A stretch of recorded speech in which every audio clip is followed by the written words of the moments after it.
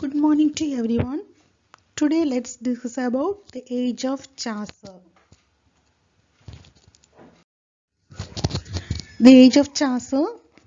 Geoffrey Chaucer was born during the reign of Edward III, lived during the reign of Richard II, and died during the reign of Henry IV.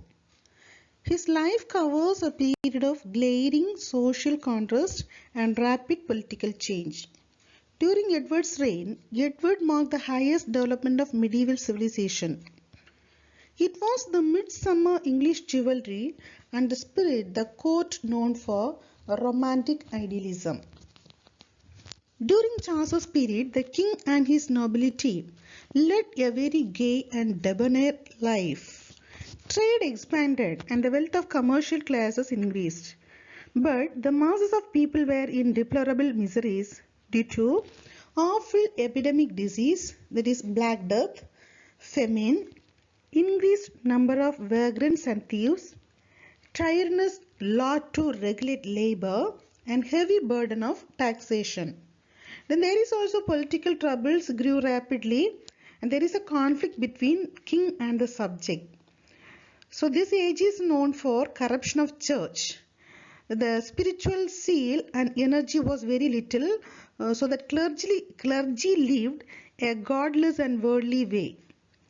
John Wycliffe is called the morning star of Reformation. He took a great task to revive spiritual Christianity in England through religious pamphlets.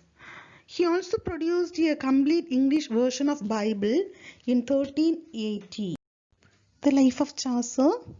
Geoffrey Chaucer was born about 1340 at Thames Street in London, England.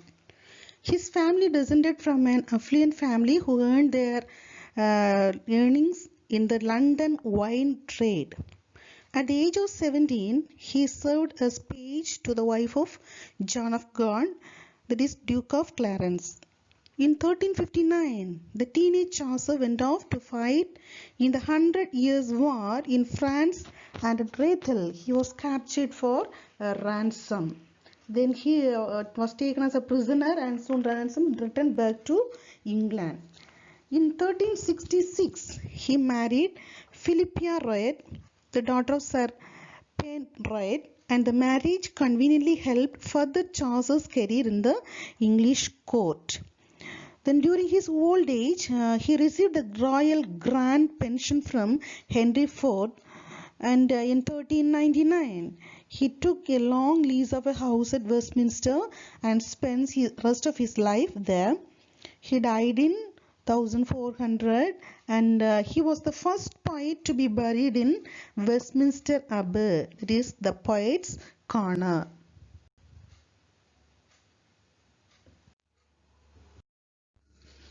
Then the works of Chaucer.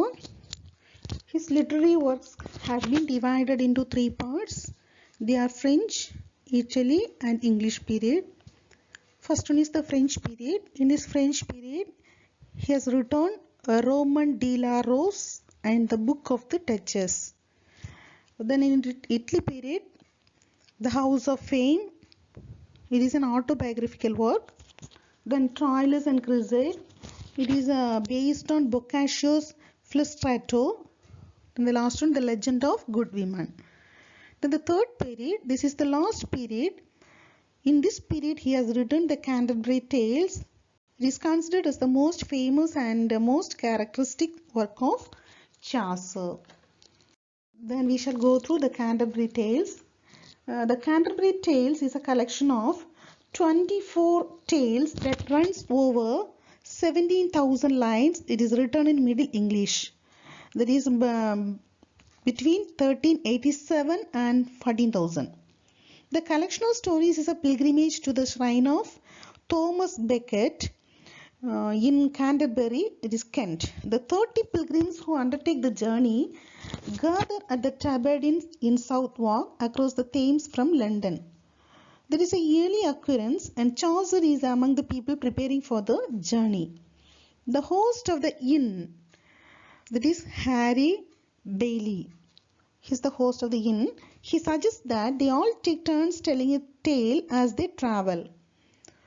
Whosoever tells the best tale to be judged by the host, he will receive a free meal upon their return.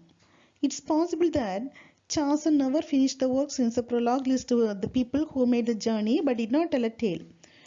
Here the host of the tabard acts as a moderator during the trip, calling upon various characters to share a tale. Then the characters of this Canterbury Tales, they were Chaucer in his prologue to Canterbury Tales introduced his fellow pilgrims. First one is the military profession. They were knight, squire and yeoman. Then ecclesiastical, prioress, nun, monk, friar, summoner, pardoner and person. Then the clerk of Oxford is a student of divinity. There is a physician and a lawyer. The miscellaneous characters are Franklin, merchant, shipman, that is sailor, miller, cook, manciple and reeve. There are 5 guildsmen: haberdasher, carpenter, weaver, dyer, tapisser. There is a ploughman, he is the brother of person. Then Alison, that is cloth maker, known as wife of Bath. So this prologue is a masterpiece of insight, sureness of touch, fine discrimination and subtle humor. Then we shall do The Knight's Tale. This is the first tale in Canterbury Tales. It is heroic in subject, chivalrous in sentiment and romantic in tone. So this is the story of Palamon and Arcade. They are captured by Theseus, the king of Thebes, and imprisoned in a tower together. The tower has one window which the knights spend their days looking out of. One day, they saw Emily, the queen's young sister, walking in the garden. But both of them fell in love with her. While they fight over her at first, they soon realize there is no point in fighting since they are both trapped in a tower and therefore equally unlikely to meet her, let alone marry her. Several years later, Arcade manages to escape the tower with the help of a friend. He becomes a page in Emily's household but does not confess his love to her. Meanwhile, Palamon spends several more years in prison before escaping. The 2 knights meet and fight over Emily, but the fight is broken up by Theseus, who insists that they hold a proper tournament. Palamon and Arcade are given 1 year to build an army and return to Thebes. The tournament will be a fight to the death, and the winner of the tournament will receive Emily's hand in marriage. The evening before the tournament, Palamon, Arcade and Emily each visit one of the 3 shrines built into the walls of the tournament, and Arcade visits the shrine of the Roman god of war, Mars. He prays to win the tournament. Palamon visits the shrine of the Roman goddess of love, Venus. He prayed to win Emily's hand. But Emily visits the shrine of the Roman goddess of chastity, Diana. She there prays that Diana will allow her to remain unmarried, but she states that she is willing to accept whatever Diana's will is for her. So the next morning, the tournament begins. After much fighting, Arcade emerges as the winner of the tournament. But he is thrown from his horse and suffers a fatal injury.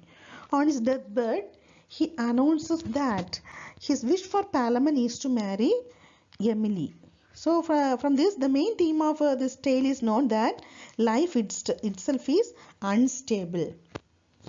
So we shall go through the poets and prose writers of Chaucer's age. There are 3 poets: John Gower, William Langland and John Barber. So John Gower, he is the friend of Chaucer. Chaucer dedicated his work Troilus and Cresside to Moral Gower. Then John Gower has written 3 works: Speculum Meditandis in French, Vox Clementis in Latin, concerned with the Tyler rebellion. Then Confessio Amandis in English, it is dedicated to Chaucer. William Langland, he was known as the poet of the people. He has written a long allegorical poem, that is the vision of William concerning Piers the Ploughman. Then the last poet is John Barber. He was the real father of Scottish poetry. He has written the Bruce. It is about the great deeds of Robert Bruce. There is a prose writer named Sir John Mandeville. He has written the Travels of Sir John Mandeville. It is the great prose work of Chaucer. It is considered to be the first English prose classic. Thank you.